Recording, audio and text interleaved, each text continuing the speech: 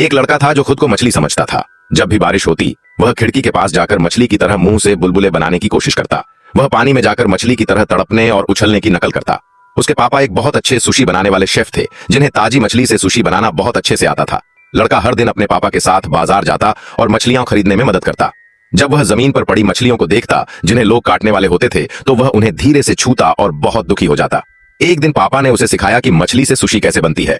पापा ने मछली के टुकड़े को हाथ में लेकर उसे चावल पर रखा, ऊपर से सॉस डाली और सुशी बना दी। लोग जब उस सुशी को मजे से खाते तो लड़का चुपचाप सिर झुका लेता। उसे लगता कि लोग मछली नहीं, जिंदा जाने खा रहे हैं, जैसे कि उसकी अपनी जाति। फिर एक दिन जब एक मरी हुई मछली अचानक हिली और खांसी जैसी आवाज निकाली तो लड़का डर गया। अब वह हर रोज फिश टैंक में जाकर सांस रोकने की प्रैक्टिस करने लगा, जैसे कि वो मछली बन गया हो। एक रात उसके पापा ने उसे खाने के लिए बुलाया, लेकिन वह नहीं मिला। जब उन्होंने बाहर देखा तो लड़का बारिश में जमीन पर लेटा हुआ मछली की तरह लौट रहा था। खाने के वक्त लड़के ने पापा से पूछा, क्या मैं मछली हूँ? पापा ने हंसते हुए कहा, ये क्या बात हुई? तुम्हें तो तैरना भी नहीं आता। उन्हें उसका अजीब बर्ताव तो समझ आया, पर उन्होंने कभी उसे डांटा नहीं। अगले दिन जब पापा सुशी बना रहे थे तो अचानक उन्होंने देखा कि मछली की जगह उनके बेटे का चेहरा दिख रहा है। उन्हें यकीन नहीं हुआ कि ये सपना है या सच्चाई। कुछ समय बाद पिता और बेटा फिर से बाजार मछली खरीदने गए।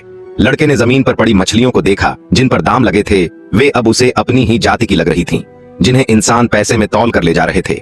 यह देखकर उसका दिल टूट गया और वह रोते हुए वहां से भाग गया। पापा ने उसे बहुत ढूंढा, फिर देखा कि वह समुद्र के किनारे खड़ा है और गहराई से समुद्र को देख रहा है। पापा डर गए और चिल्लाए, बेटा कुछ मत करना। लेकिन लड़का कुछ नहीं बोला और सीधा समुद्र में कूद गया। पानी के अंदर उसने मरी हुई मछलियां नहीं, बल्कि आजाद तैरती हुई मछलियां देखी। उस पल वह सच में मछली बन गया, आजाद और खुश। अब उसे न तो दर्द था न डर। पापा बहुत दुखी हुए, लेकिन उन्हें अपने बेटे की बात समझ आ गई, तो उन्होंने अपने रेस्टोरेंट को बेच दिया और मछलियों की रक्षा करने वाले एक स्वयं सेवक बन गए।